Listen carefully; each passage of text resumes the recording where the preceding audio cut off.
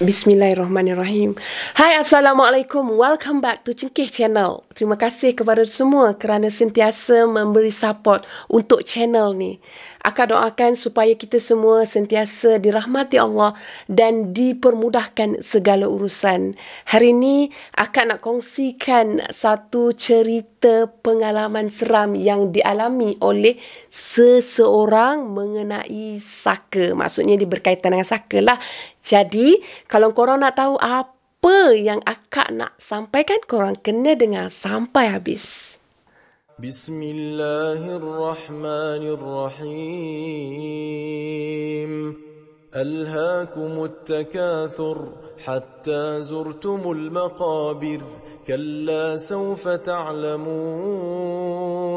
ثم كلا سوف تعلمون كلا لو تعلمون علم اليقين لترون الجحيم ثم لترونها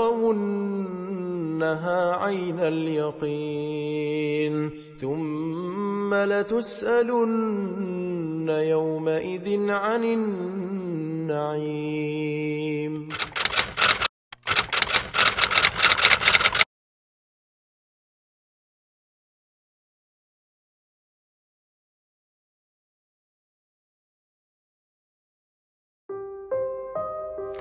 Seseorang yang akak maksudkan dikenali sebagai Mak Piah, bukan nama sebenar. Kejadiannya berlaku pada tahun 1984 di negeri Kelantan. Kali ni akak bawa korang untuk berjalan ke negeri Kelantan. Masa kejadian, Mak Piah sedang mengandung 7 bulan. Mak Piah tinggal di sebuah kampung di mana rumah Mak Piah ni memang berdekatan dengan rumah ahli keluarga Mak Piah. Jadi boleh katakan kat kampung tu memang saudara mara je lah yang berdekatan macam tu. Macam kalau belah sana tu adalah pak saudaranya, belah sini adalah pak saudaranya.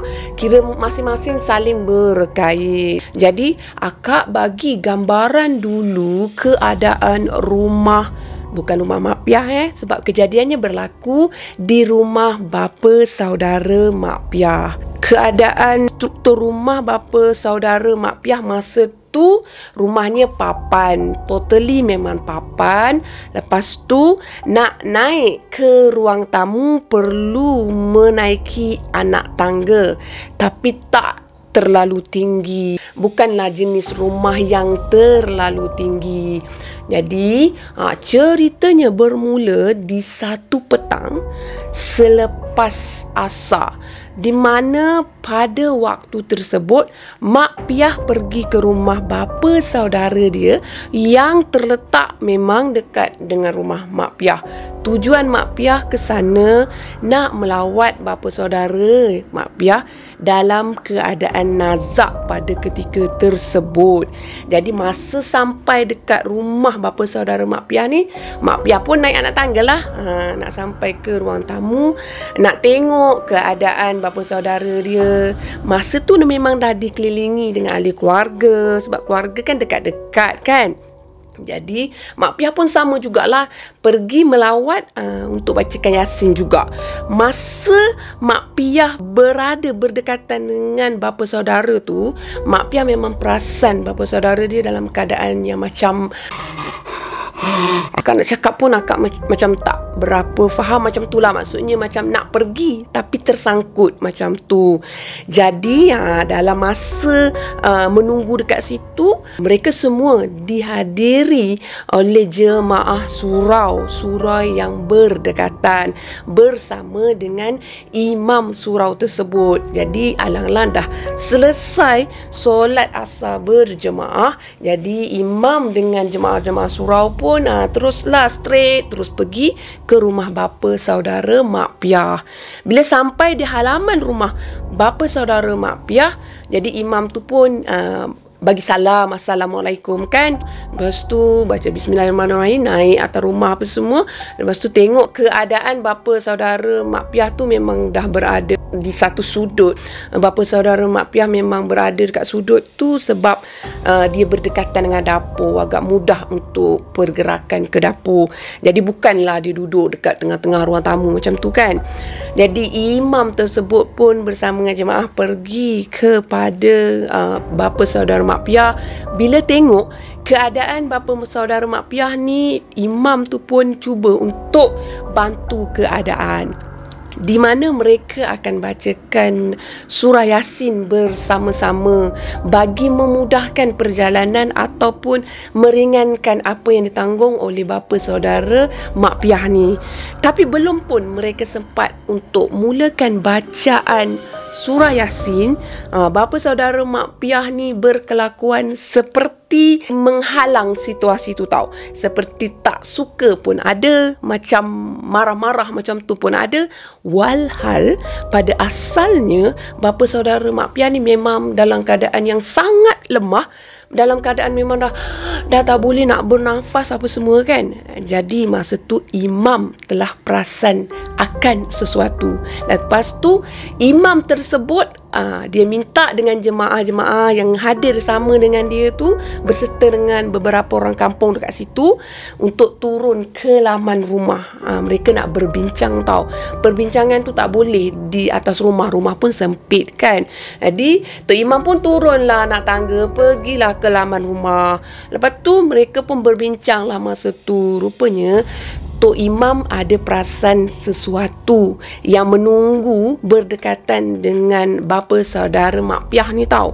Jadi Tok Imam bagi tahu kepada jemaah-jemaah lain, bagi dulu peluang pada Tok Imam untuk cuba mengatasi situasi tu. Maksudnya macam ni lah, imam nak keluarkan dulu, nak turunkan dulu apa yang menunggu kepada bapa saudara Mak Piah ni keluar daripada rumah tu, supaya segala urusan dipermudahkan. Maknanya sekarang ni kita boleh bayangkanlah bahawasanya imam ni memang berpengalaman dalam bidang macam ni. Maklumlah di era tahun 80-an, perkara-perkara yang macam ni memang kerap kali berlaku, walaupun kita rasakan sekarang memang agak janggal kan untuk kita lalui situasi macam ni kan. Jadi atas perbincangan tersebut, Pak Imam pun naiklah semula ke rumah. Kemudian Pak Imam pun membacakan ayat-ayat suci Al-Quran yang bersesuaian dengan situasi tersebut. Pak Imam mintakan air untuk diruqyahkan. Kemudian air tersebut disapukan ke wajah bapa saudara Mak Piah, disapukan di ubun rambut apa semua. Lepas tu bapa saudara Mak Piah diajar untuk ikut mengucap 2 kalimah syahadah apa semua, tapi dia tak ikut lagi. Lepas tu Pak Imam minta jemaah tadi yang lain-lain naik ke rumah, kemudian teruskan walau apa pun yang berlaku, walau apa keadaan sekalipun, walaupun bapa saudara Mak Piah ni menggelupur macam mana ke, buat apa aksi sekalipun, teruskan membaca surah Yasin sehingga keadaan boleh dikawal dan boleh membantu kepada bapa saudara Mak Piah ni. Jadi alhamdulillah masa tu kan Pak Imam ni bersama dengan jemaah-jemaah ni dengan lancarnya membacakan surah Yasin. Kemudian Pak Imam ni dia ada baca ayat suci Al-Quran yang lain. Kemudian bapa saudara Mak Piah ni pun menghembuskan nafas yang terakhir tak lama je selepas Tok Imam dengan rakan-rakan yang lain, jemaah-jemaah lain membacakan surah Yasin. Jadi selesailah untuk bapa saudara Mak Piah ni. Jadi Mak Piah merasa hairan tau, sebab dari kejauhan tau dia tengok kenapa pula dengan pak saudara aku ni, apa yang dah jadi sebenarnya. Dia tak tahu pun apa yang ada di sebalik kisah bapa saudara dia. Tapi Mak Piah memang sedia maklum, bapa saudara Mak Piah ni memang baik orangnya. Mak Piah pun memang selalu bertandang ke rumah tu, main ataupun pergi bawa anak dia main dekat rumah tu. Mak Piah pula mainnya, jadi bawa anak-anak dia lah pergi main dekat rumah bapa saudara dia tu. Tak Tak ada perkara yang negatif perlu difikirkan oleh Mak Piah masa tu. Okey, lepas tu Mak Piah rasa macam tak sedap badan, dah duduk kat situ dalam keadaan mengandung, boleh katakan 7 bulan ni dah agak nak sarat. Jadi agak letih duduk kat situ, dah tengok pula perkara tersebut kan. Jadi nak dekat maghrib, Mak Piah pun nak balik lah dekat rumah. Dia nak mandi-mandi, nak solat maghrib, nak rehat-rehat dulu kan. Dengan niat lepas ni Mak Piah nak datang balik rumah tu. Sebabnya bapa saudara Mak Piah dah pun meninggal dunia kan. Jadi Mak Piah pun baliklah, rumah dekat. So bila dah balik tu, dah selesai apa semua. Jadi lepas maghrib tu Mak Piah memang tekad lah, bapa saudara yang dia sayang. So dia nak pergi, dia tetap nak pergi juga kat rumah tu. Jadi Mak Piah pun meneruskan perjalanan dia. Dia pergi sorang-sorang. Maksudnya dia tak ada diikuti anak dia ke, suami Mak Piah ke, tak ada. Suami Mak Piah mungkin dah pergi awal kot, Mak Piah tak terangkan. Jadi masa tu Mak Piah pergi dekat rumah arwah ni, Mak Piah hairan lah. Kenapa rumah arwah ni nampak suram? Sedangkan bila ada satu-satu kematian, biasanya orang akan ramai. Lepas tu orang akan bacakan Yasin apa semua dekat rumah tu. Wa imma ahli keluarga ke, saudara mara ke, isteri ke macam tu ke, memang akan stay lah kat rumah tu untuk tunggu jenazah. Tapi Mak Piah hairan bila tengok dekat rumah tu kan akak cakap agak tinggi sikit. Rumah tu macam ada pelita pun dalam 1-2 je yang nyala. Memang suram sangat. Lepas tu Mak Piah pun macam termenung tau. Jarak Mak Piah berdiri dengan rumah tu lebih kurang dalam 10 langkah. Maksudnya Mak Piah tak pergi lagi betul-betul ke rumah tu tau. Tapi Mak Piah termenung lagi dalam keadaan berdiri. Kenapa rumah tu nampak kosong? Nampak macam tak ada orang. Kesian pula dekat bapa saudara Mak Piah ni. Jadi Mak Piah tak apalah, bismillahirrahmanirrahim. Mak Piah pun meneruskan langkah dia. Dia naik anak tangga. Dia pergilah ke arah jenazah ni. Lepas tu Mak Piah terkejut. Kenapalah jenazah ni tak ditutup? Maknanya kain jenazah ni terbuka. Dahlah lampu. Rumah tu tak ada lampu, akak minta maaf. Akak tersasul. Dahlah pelitanya yang nyala 1-2 je. Lilin ada berdekatan. Tapi kenapa lilin tu tak dinyalakan semua, apa semua kan? Mak Piah tengok tak ada pun mak saudara dia. Tak ada pula anak pada mak saudara dia kan. Jadi Mak Piah jadi macam tak terfikir ke mana mereka sebenarnya pergi kan. Jadi Mak Piah kata tak apalah, macam inilah jadi tanggungjawab Mak Piah sebagai anak saudara untuk nyalakan pelita-pelita yang lain. Lepas tu nak nyalakan lilin-lilin supaya rumah tu terang. Akak pun tak sure kenapa rumah tu perlu diterangkan. Orang kata lebih baiklah untuk jenazah tu daripada diganggu oleh binatang. Maksudlah kawasan tu pun kawasan yang agak berhutan. Jadi Mak Piah pun nak pergi ke dapur, nak nyalakanlah pelita tu. Lepas tu Mak Piah cuba untuk nyalakan pelita tu. Masa Mak Piah nak nyalakan pelita tu, Mak Piah terperasan tau. Bila Mak Piah cuba nyalakan pelita yang baru ni, pelita yang berdekatan dengan arwah ni yang sebelum ni terpadam sendiri. Angin tak ada, apa tak ada. Dia baru nak nyalakan yang ni, yang tu dah terpadam. Jadi keadaan rumah tu jadi lagi gelap lah kan. Tadi dah suram, tiba-tiba jadi gelap. Tapi Mak Piah tak ada lagi rasa berdebar ke, rasa lain macam ke. Memang tak ada lah, biasalah tu. Jadi Mak Piah cuba nyalakan lagi. Bila cuba nyalakan sekali lagi, pelita tu terpadam lagi. Kemudian Mak Piah cubalah rasakan. Mungkin ada angin yang masuk daripada pintu depan kan, masuk. Sebab tingkap memang dah tertutup. Jadi Mak Piah usaha juga untuk pergi ambil lilin pula. Kali ni dia nak pasangkan lilin juga. Rumah tu mesti diterangkan juga. Jadi masa Mak Piah cuba untuk nyalakan lilin kali ni, Mak Piah perasan sesuatu tau. Sebab lilin, cuba korang imaginekan kan, lilin ni cuba dipasang dan dinyalakan sebab dah ada pelita yang dah nyala kat situ. So just ambil je lilin, lepas tu tonggeng je lilin tu untuk nyalakan pada sumbu dia. Lepas tu korang boleh imagine lah pada dinding rumah tu kan, nampak tau pergerakan sesuatu tau. Kalau kita nampak di sebalik bayang-bayang. Jadi masa tu Mak Piah perasan kain pada jenazah yang sudah Mak Piah tutup tadi terbuka dengan sendiri. Memang jelas dek pandangan Mak Piah daripada bayang-bayang tu, kain tu terbuka. Jadi Mak Piah pusingkan badan dia. Dia nak tengok apa yang dia nampak di sebalik bayang tu benar atau tidak. Alangkah terkejutnya Mak Piah. Masa tu dah ada sedikit getaran-getaran meremang. Bila Mak Piah nampak kain tu memang terselak paras pinggang. Maksudnya takkanlah angin yang nak selakkan sampai paras pinggang. Kalau terselak sikit itu normal kan. Mak Piah dah agak rasa macam was-was dalam keadaan macam tu. Tapi Mak Piah cuba untuk nyalakan lagi lilin. Maknanya dah letak lilin yang tadi letak. Lepas tu Mak Piah cuba nyalakan lilin seterusnya. Lepas tu Mak Piah nampak tu korang bayangkan, Mak Piah nampak jenazah tu bangun dengan sendiri, duduk dalam keadaan tegak.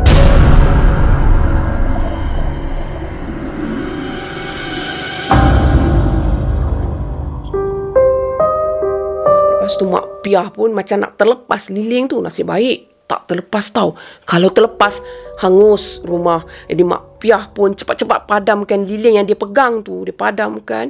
Lepas tu dia tengok pada jenazah tu macam tak percaya tau. Bapa saudara dia ke apa sekarang ni yang tengah duduk dalam keadaan melunjur macam tu. Mak Piah pun terus bungka langkah 1000. Mak Piah melarikan diri walaupun dalam keadaan sarat mengandung. Turun anak tangga, nasib baik tak tersadung tau tak. Lepas tu Mak Piah terus balik ke rumah. Tak nak dah pergi lepas tu. Apa pun nak jadi dah tak nak pergi dah. Sebab apa tahu? Sebab kalau dikenangkan dalam situasi Mak Piah ni, Mak Piah tak digalakkan pun pergi ke situ dalam keadaan macam tu pula. Jadi Mak Piah hanya mendiamkan diri dekat rumah tu sehingga keesokan harinya. Lama juga masa yang diambil untuk kebumikan jenazah tu. Maksudnya sebelum Zuhur tu dah cerah tanah tu, jenazah pun dikebumikan. Alhamdulillah.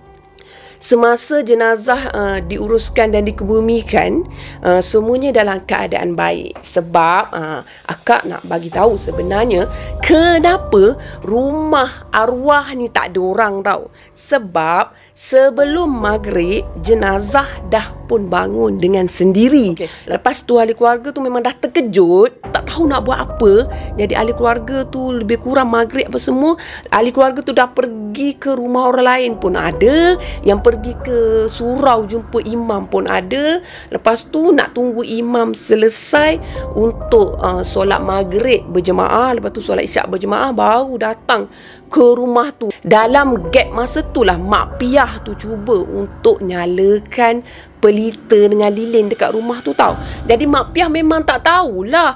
Patutlah masa Mak Piah pergi tu memang dah tak ada orang pun kat situ. Sebab seorang pun dah tak nak tunggu dekat rumah tu tau.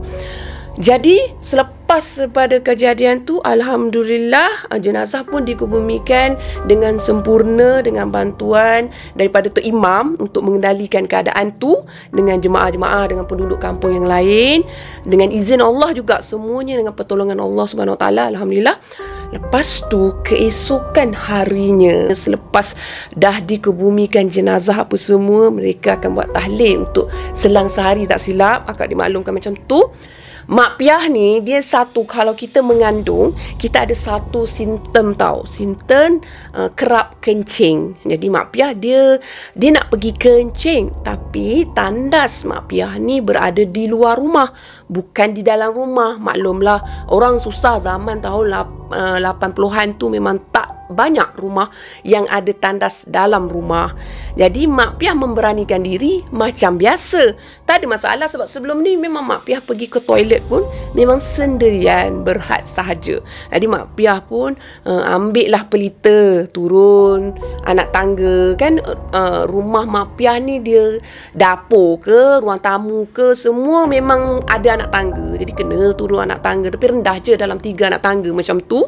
Lepas tu turun dekat pergi ke tandas, mujurnya tandas dia tak jauh mana pun. Jadi tak perlulah Mak Piah ni nak berjalan agak jauh pergi tandas kan. Bila Mak Piah pegang pelita nak pergi ke tandas, Mak Piah perasan tau ada satu bayang-bayang berada berdekatan dengan tandas tu. Tapi Mak Piah tak naklah menakutkan diri sendiri kan.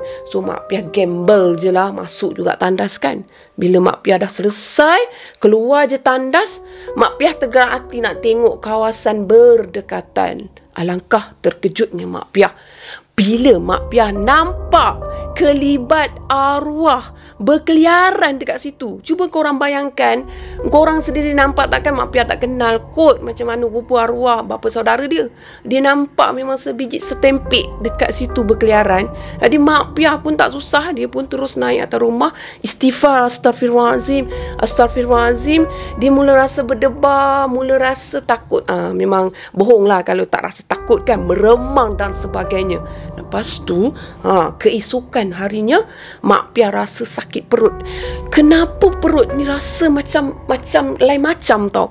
Sakit dia bukan sakit nak membuang, sakit dia bukan sakit yang macam nak bersalin macam tu tau, tapi sakit lah, macam kejap sakit, kejap tak, macam tu kan. Lepas tu Mak Piah pun minta bantuan daripada seorang bidan tua yang memang Mak Piah cukup kenal dekat situ tau.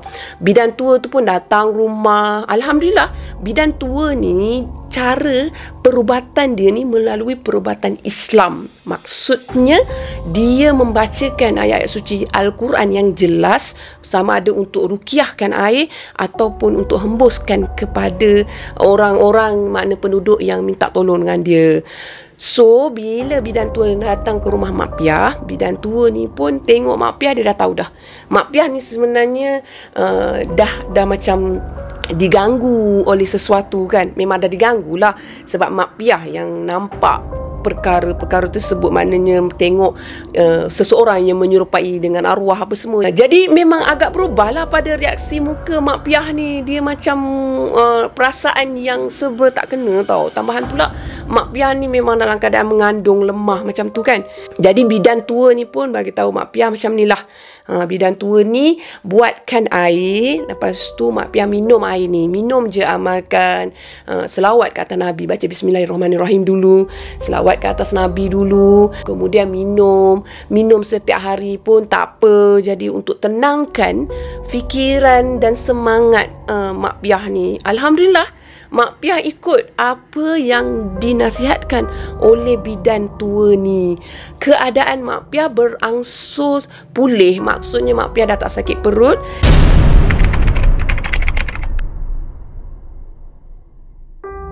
Mak Piah mula merasa sakit perut untuk bersalin lah. Maksud dah 9 bulan Mak Piah memang dah betul-betul nak bersalin. Masa tu Mak Piah pun suruhlah suami dia pergi panggilkan jururawat desa. Sebab pada waktu tersebut kebanyakan penduduk kampung yang nak bersalin ni, jururawat desa ni akan datang ke rumah untuk sambut kelahiran tau.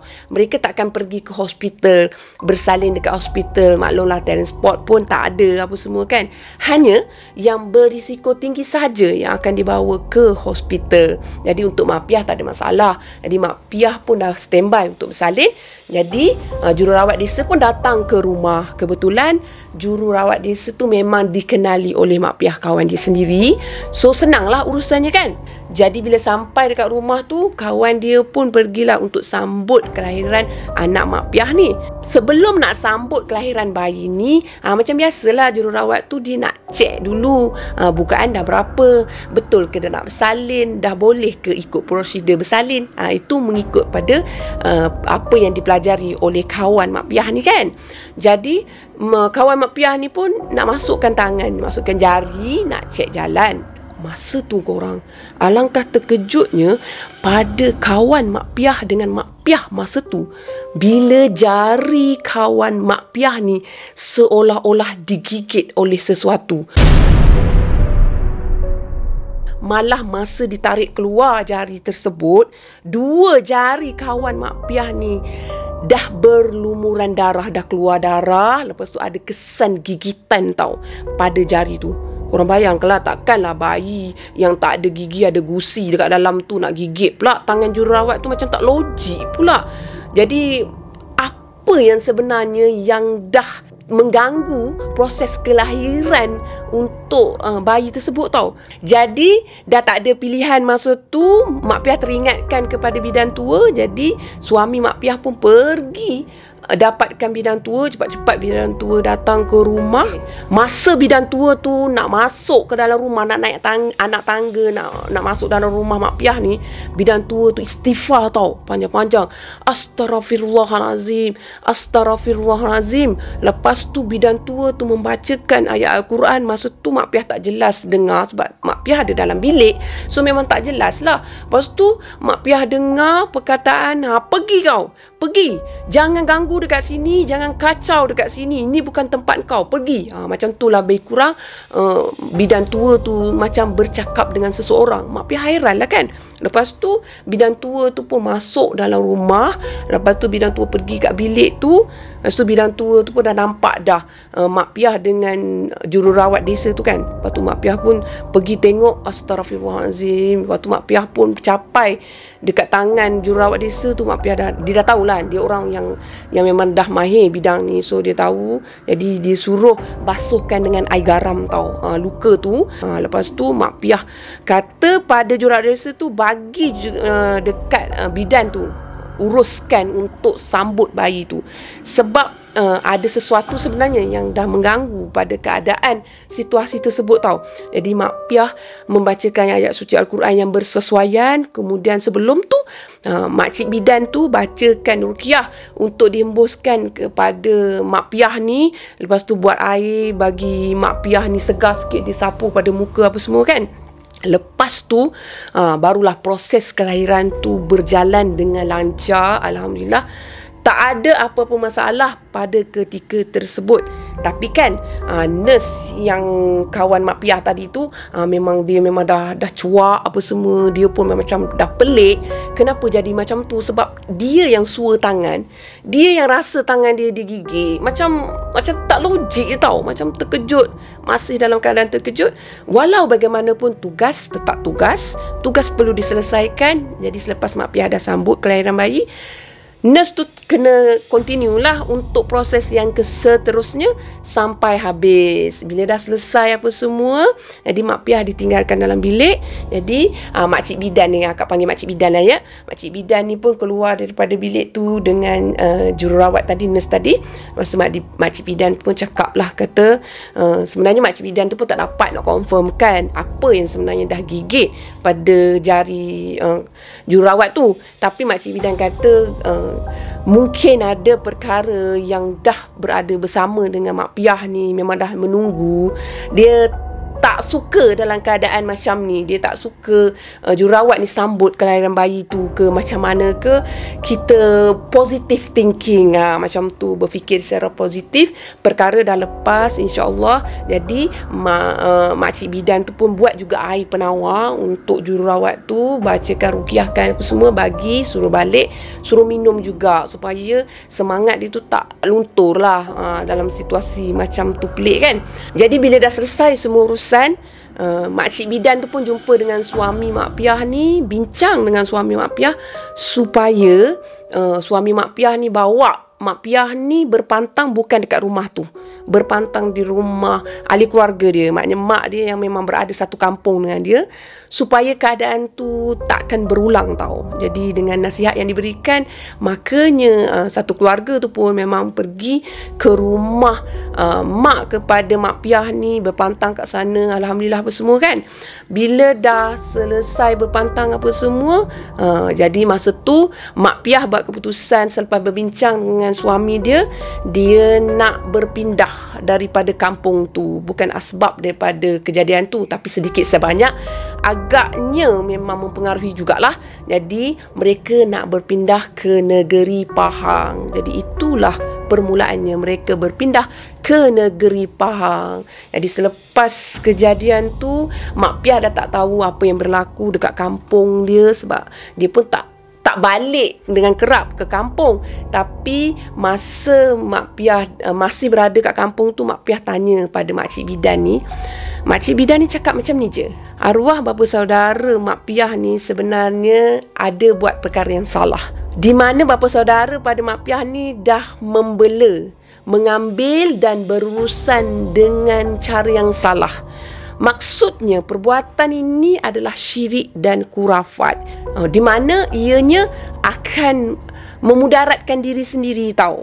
Jadi sesuatu yang diambil tu memang dah tak tahu nak ke mana pun. Walaupun arwah telah meninggal dunia, tapi sesuatu tersebut masih lagi berada di kawasan rumah arwah, seolah-olah macam menunggukan seseorang macam tu, menunggukan tuan yang baru.